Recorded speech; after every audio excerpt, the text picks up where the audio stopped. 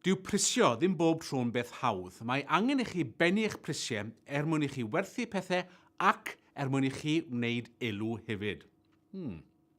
Gadewch I ni edrych ar ddwy ffordd o bennu prisiau. Yn gyntaf, mae'r dull prisio cost a mwy. Dyma'r dull y bydd llawer o fusnesau newydd yn ei ddefnyddio wrth ddechrau.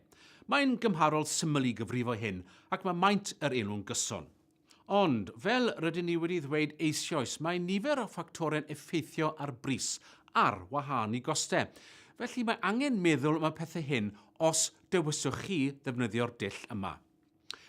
Yn gyntaf, dyw e ddim yn ystyried lefel y galw am eich cynnyrch neu eich gwasanaeth. Dyw e ddim yn ystyried sensitifrwydd I brisiau chwaith. Efallai bydd eich cwsmerid yn barod I dalu mwy na'r pris yr ydych chi'n ei awgrymu. Os bydd eich costau'n uchel o gymharu â chostau'ch cystadleuwyr, efallai gwelwch chi fod eich pris yn anghystadleuol os defnyddiwch chi'r dull cost a mwy. Problem arall yw bod y broses o ddyrannu gorbenion i'r cynnyrch yn gallu bod yn fympwyol braidd, ac efallai bydd hyn yn ystymio'ch prisiau. Yn olaf, dyw'r dull yma ddim yn ystyried y ddelwedd rydych chi'n ceisio ei chreu a'r safle yn y farchnad rydych chi'n anelu ato. Dull arall y gallwch chi ei ddefnyddio I bennu'ch prisiau yw prisio ar sail y farchnad, sef faint mae'r cwsmer yn barod i'w dalu. Ac mae hynny'n golygu bod rhaid I chi ddeall faint o werth mae'ch cwsmeriad yn ei roi ar eich cynnyrch neu'ch gwasanaeth. Rhaid I chi wybod hefyd beth sy'n digwydd yn eich marchnad a beth yw cyflwr yr economi ar y pryd.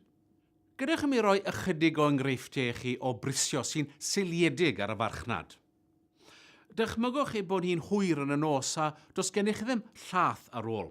Byddwch chi'n barod I dalu ychydig yn rhagor am lath o'r siop leol fach, nag y byddwch chi wrth wneud eich siopa mawr wythnosol yn yr arch farchnad.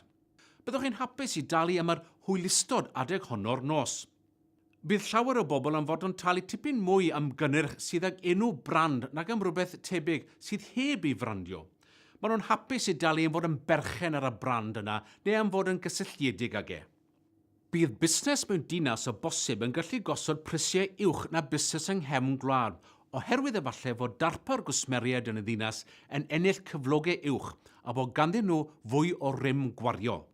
Ond rhaid I chi nabod eich marchnad, oherwydd os oes llawer mwy o gystadleuaeth am eich cynnyrch yn y ddinas, efallai bydd yn rhaid I chi osod eich prisiau'n is, ac efallai bydd busnes yng nghefn gwlad lle nad oes fawr o gystadleuaeth yn gallu codi rhagor. Felly, mwyn defnyddio'r dull prisio'r sail y farchnad, bydd angen I chi edrych yn gyntaf faint mae'r rhai sy'n cystadlu â chi'n ei godi. Rhaid I chi ddeall eich cwsmeriad yn iawn. Wedyn, rhowch y ddau beth hyn at ei gilydd a sefydlu pris meincnod ar gyfer eich cynnyrch neu'ch gwasanaeth. Dyw codi'r un faint ar rywun sy'n cystadlu â chi ddim yn ddigon. Gnewch yn siŵr eich bod chi'n gwneud eich gwaith cyfrifo'ch hun, ac bod yn gwybod y gallwch chi wneud elw. Os nad ydych chi'n siŵr, gosodwch eich prisiau fymryd yn uwch.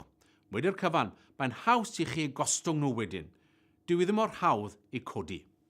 Cofiwch, os yw'ch prisiau'n rhy rhad, mae'n bosib I bydd pobl yn meddwl bod safon eich cynnyrch neu'ch gwasanaeth yn wael. Pob lwc wrth fynd ati I bennu'ch prisiau. Edrychwch ar weddill y modiwl yma I gael gwybod am y gwahanol dactegau prisio y gallwch chi eu hystyried.